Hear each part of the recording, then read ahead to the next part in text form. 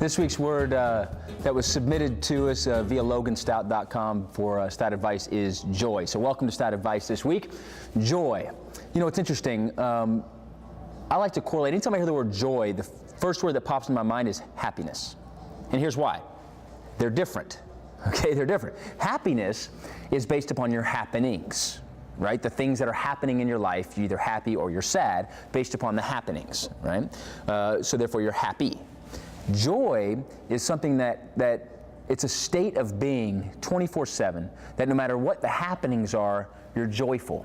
You're joyful because you understand the temporal versus eternal perspective in life. You're joyful because you understand the gifts that you've been given and the blessings that you've been given, and so you're joyful in that moment.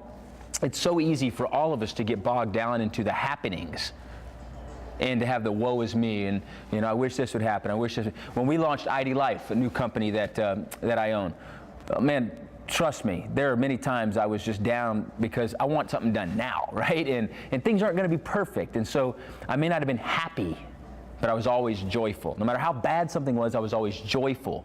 Because here's the great news: as long as you remain joyful and you remember your blessings, you remember the great things that are happening in life, the happenings always improve. See, where we get off track is we forget the joy, that constant joy that comes from above, that constant transformation that took place, therefore the joy you experience every single day. We forget that because we confuse it with our happenings. And we start dwelling in the mundane and all the things that aren't great. And so action item number one for this week's Stat Advice is, man, what are you joyful for? What are the blessings you can look at, right? Maybe it's your children, well, depending on how they're acting that particular time of day. Maybe it's your parents, for those of you Dallas Patriots or young ones watching this, right? Maybe you're blessed because of your parents, depending on what just happened, right? But the point is, overall, you're joyful for them. You're joyful for the ability to see, the ability to hear, the ability to walk, whatever it is. Just write down a list of all the things you're grateful for, right? And my advice to you is action number two is put those in a place that you always remember. I do that. I know for me, whenever I get down in the dumps, like on my cell phone, my screensaver is my family. So every single day, no matter what I'm going through, no matter what the phone call just was, no matter what email I just got on my phone, every single time, boom, when I turn my phone, you know, the screensaver, boom, I see my family. And it just reminds me, it puts me in that joyful state of mind. And that's what I want to encourage all of you to do as well.